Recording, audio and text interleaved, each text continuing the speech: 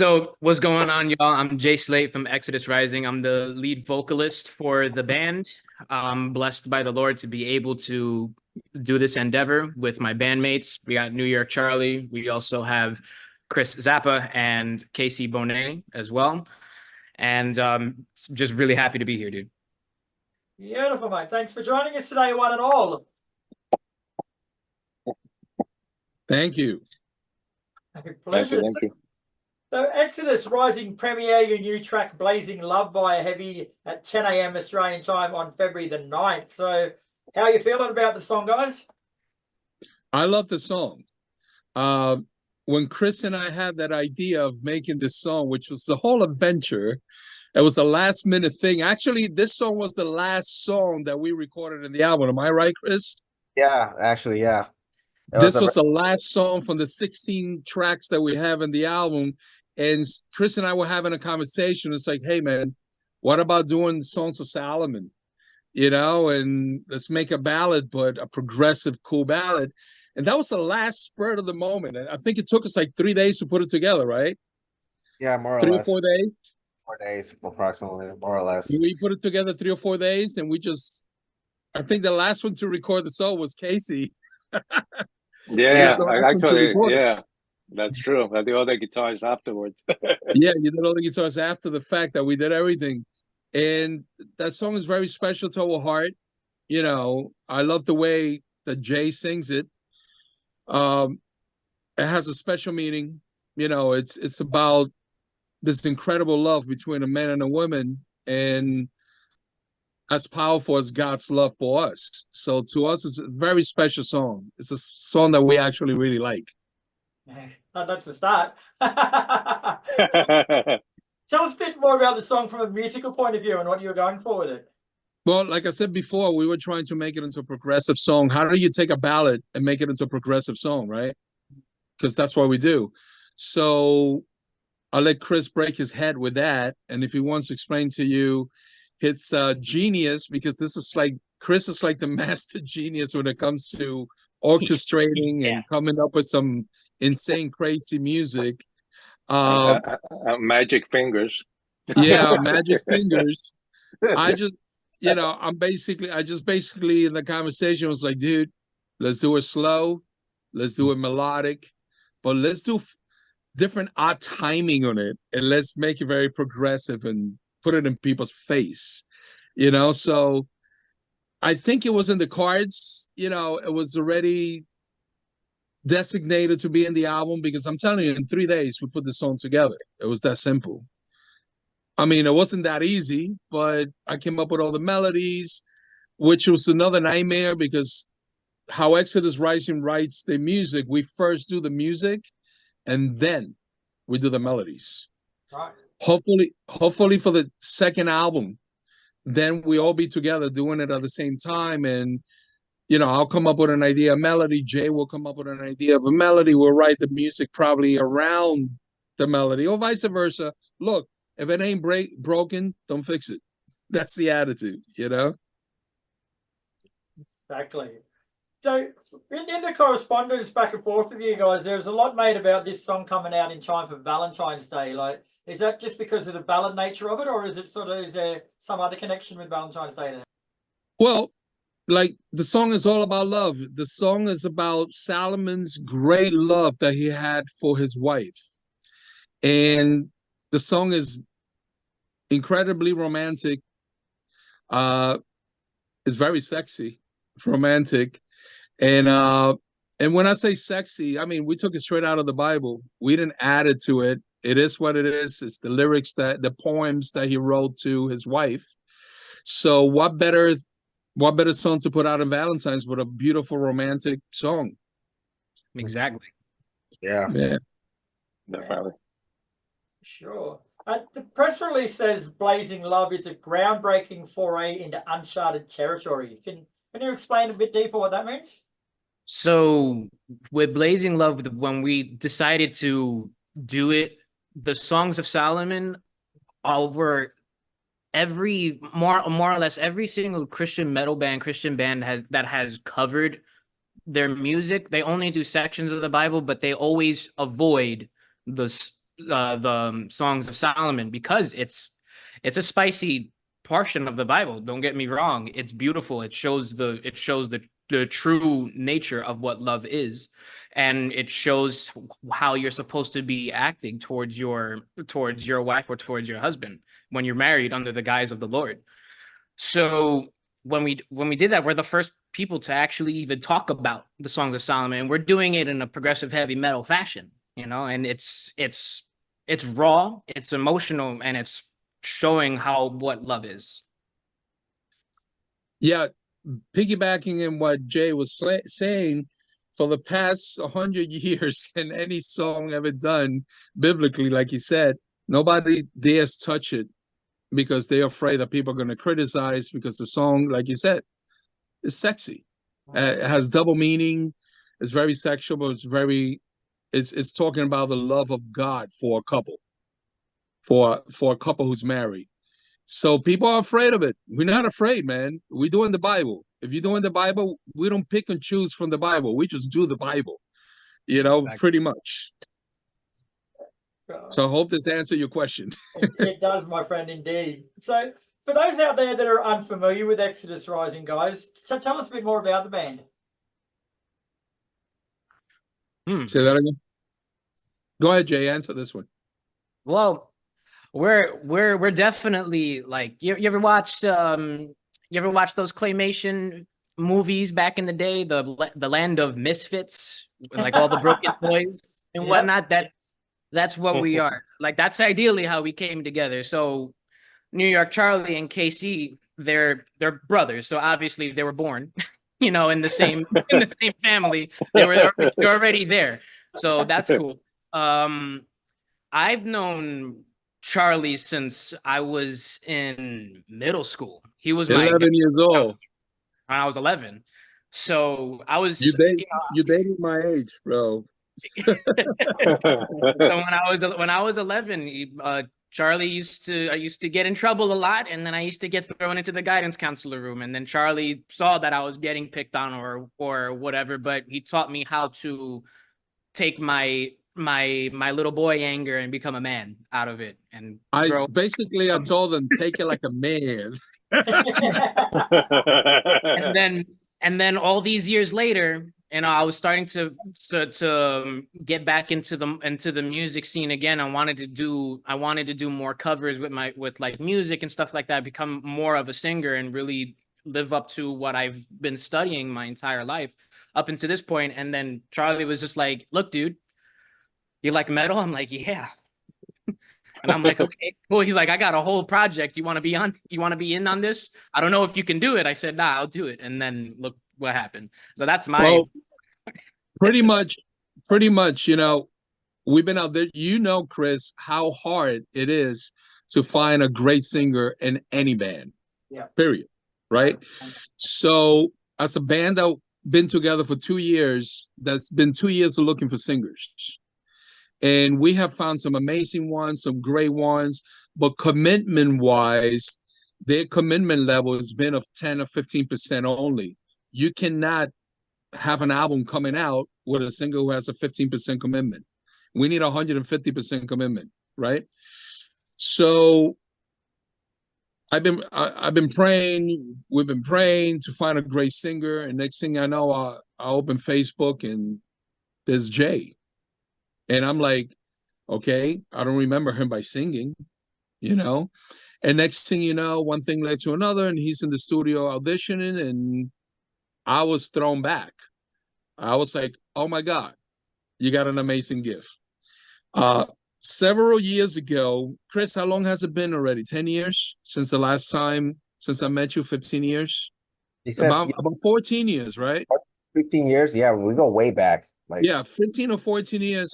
I had a band called On the Fly, and we wanted Kris to play keyboards for us. Somehow the other was hard for Kris to make it over here, and we ended up finding somebody else, but Kris and I stood in contact. I always thought he was a phenomenal, incredible keyboard player. So one day when Kenny came over, he's like, yo, dude, I'm going to stay in New York. And I'm like, great, let's start working on the album. That was 2 years ago, right, Kenny? 3 years ago now. 3 years ago. And I'm like, great, let's start working on the album. And we called Kris. I was like, Kris, are you in? We're going to do this whole album. We're going to do the Bible. We want to do your songs, our songs. We're going to mix them. We're going to put them all together. And I'm going to produce the whole album. Let's do this. And we just went straight forward and did what we had to do. And Kenny did all the guitars for the album. Then Kris did all the keyboards. I mean, it was a labor of love. It was a lot of headache, but it was a labor of love.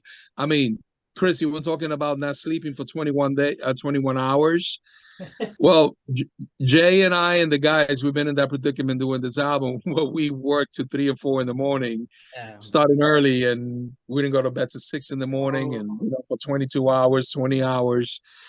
We're smoking a cigar in the back, probably at what time? 5 in the morning? Yeah, and it hurts. And it hurts to smoke it. Don't get me wrong. It hurts, but it's worth it. It's totally worth it. We were just sitting down going like, oh, man. We're tired. We pray together. We ask God for guidance, Jesus for guidance. But you know what? At the end of the album, Kris, all I got to tell you is that listen to the result. It was it was a gift from God to us to put this together and spread his word. It's pretty much what we did it for, bottom line. So that's how all this came to be. Sweet. Now, I wasn't going to bring this up, guys, because to me it's irrelevant and I don't think it should factor in people's appreciation of music at all. But you guys are a Christian metal band and you've mentioned the Bible and your music a few times, but there's a stigma around Christian metal bands where people feel like they have to justify the music and stuff like that. But at the end of the day, you're just a band like anyone else singing about something you're passionate about. And people don't have to believe in God or religion to be able to enjoy your music and understand it, do they? I'm going to tell you this. Jay and I are always wrestling with this with people, we've been called satanic a few times. Yeah. Listen, Kris, we've been rebuked by other Christians. Okay, that's what we're doing is not of God. And we've been praised by people who are not Christians, that love our music. Don't take me wrong, a lot of Christians love our material. So like you said, Kris, there's a stigma around Christian music, and everybody who plays Christian metal knows this. Everybody thinks that you're on another planet playing music, that, God doesn't like Christian heavy metal. Music is music. I'll bring up a part in the Bible from Psalms that actually says, play the drums loud, play the cymbals loud, play the strings loud and the horns loud. What are you saying? To adore me, to worship me. That sounded like a rock band to me. That guy was describing. Yeah. Oh, I'm sorry. Anybody who reads it is going to go, oh, that's a rock band. That's actually Exodus Rising. He just described, So look, music is music. Music is done for our pleasure to enjoy ourselves and relax. But if you take any kind of music and you change the melodies and you change the lyrics and you worship God with it, then now it becomes a worship song. Anything used to idolize the Lord, to glorify him, becomes a worship song. And, but here's the thing. Anybody could listen to it because the music is driving. The music is in your face. The skills of each individual in this band supersedes many. You understand? I mean, if I'm going to talk about Jay and Kris and Kenny, I think they're gifted. If I'm going to talk about the drummer who's not here, I'm going to say the guy he should be playing in Dream Theater, right? So Anybody who's into rock music, anybody who's into our genre of music is going to appreciate what we're doing. We're not trying to sell you God. We try to share our love for God to you. You see the difference? We're not trying to convince you. But like you said before, God is our passion. It's our life. So as musicians, we're just sharing, we're playing what we love. If it ministers to you, amen. You understand? But we're not trying to convince you. We just want to share our love for God with you. That's pretty much. Yeah, just have fun. Enjoy Have it. fun. Just excellent answer. Yeah, Bob, you hang it rock something, have fun. Love it, dude. Yeah, I mean, and not only that, I mean, you're talking about the all the stories in the Bible. I mean, if you really read them, they are super metal, man. I mean, this, all this stuff in the Bible, all the stories, it's just, you talk about giants fighting, and the whole thing, is amazing. So yeah, there's blood and love everywhere. That's just the yeah. That's the most metal part about it. There's blood and love everywhere. The Bible's about forgiveness, love, war, sex. I mean, the only thing they need to put in rock and roll. That's very true. Yeah. Even drugs are in there. Yeah, the drugs. They mention even drugs in there, but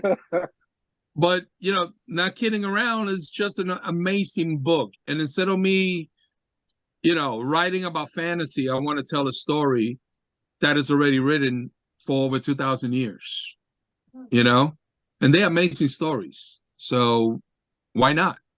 Why not, indeed?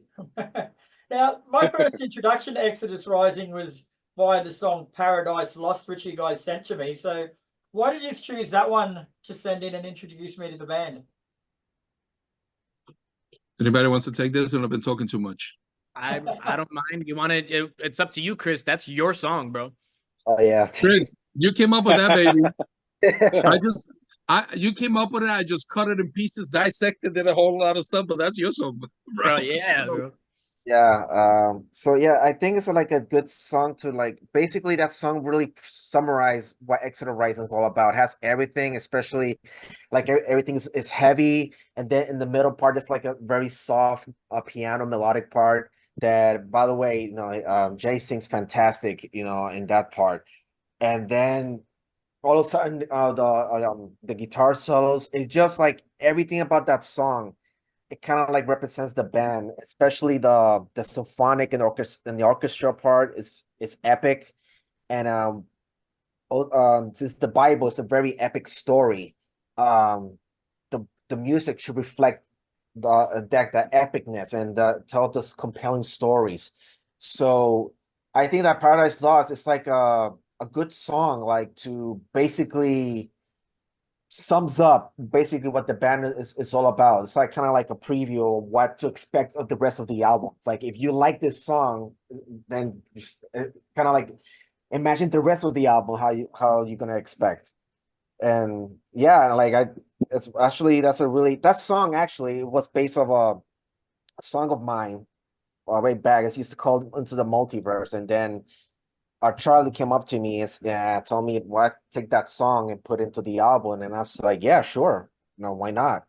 And then the end result and came out by itself. And also when Jay started singing, my mind was blown. I was like, whoa, I never imagined how that song will sound with lyrics and with that amazing voice. So yeah, I'm really actually, it's one of my favorite songs. Really, it's a really good song.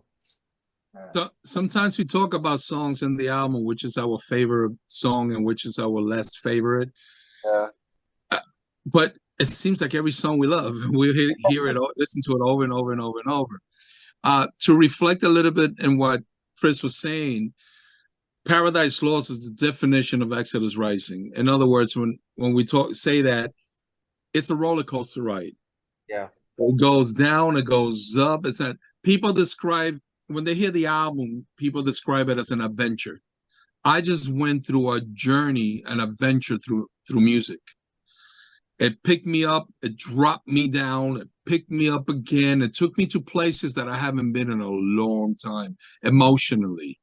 And again, each song, although Kris had the song already, I tailor the song to the chapter in the Bible. Yeah. That's what comes with producing. As a producer, I cut, chop, let's do this part, let's add this part, let's put this here, let's do that here, and tailor it to Paradise Lost. So it works as if it was made from the beginning for the Bible part. But as we tailoring everything is where we discovered our sound. As I'm chopping and coming up with Kenny with different parts and Kristen with different parts, we found our niche. And the whole album is just a roller coaster ride. It's just an emotion. God, I can't say it right. Emotional damage. No. Emotional damage. Emotional damage.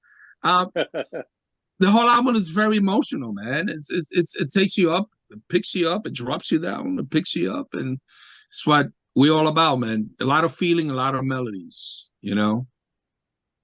So I hope that was a good answer. It was indeed. And speaking of the album, guys, we haven't really given it a plug yet, but the album is called The Book of Life, and it's out now for download on the band website. So fill us in, like, what's the band website? Where can people get a hold of it? Go to exodusrisingmusic.com. You can get the full album there. We got it in Ultra HD, full quality. You can hear every soaring symphonic epic that's on it, and it's beautiful. It is, guys, and I can tell you from what I've heard of it, which is most of it, it is a bloody good album, guys. Like, you've done well. Thank and you. I urge anyone out there that's got any stupid prejudice or anything because of your brand of music to get over it and get over yourselves and have a listen, because at the end of the day, it's just music, and it's damn fine music at that. Thank you. Sure, Thank you. Hey, even Satanists love it. So Yeah, Satanists love us too. It's awesome. I was like, whoa. I don't know how I feel about that, but that's awesome. Show your friends. Maybe they won't burn. I mean, I don't know. Yeah, Kris, that was really funny, Kris, because we look at the comments in the video, and this guy who's a Satanist. I mean, was it one or two guys, right? Two different guys? Yeah, there was like two people. It was under Armageddon as well. The end of the world. You out of all the things, they were like, "Oh yeah, well, I'm a Satanist, but this is brutal. I love it." I'm like, "Yeah." You don't get much higher endorsement than that, then. Yeah. We're there. God, and that only has one thing to show, that God's word is so powerful that even Satan will bow in front of him. You know, simple as that, man. Thanks, so man. I can't even argue with that, brother. I can't even argue with that. But thanks for your time, gentlemen. It's been an absolute pleasure to get to know you better. And like I say, your music hit me between the eyes the first time I heard it. So congratulations and well done. And I look forward to speaking with you in the future. Thanks, dude. Appreciate you. Appreciate what you're giving us this interview. We truly appreciate it, man. And in the name of Exodus Rising, and in the name of God, man, I'm pretty sure He appreciates this as well. Of course. No, and everybody, you gotta. My bad. I was gonna say, check out heavymag.com, man. Heavymag.com.au. Heavy Mag, man. Heavy Mag, man. They got good taste over there. You gotta check them out.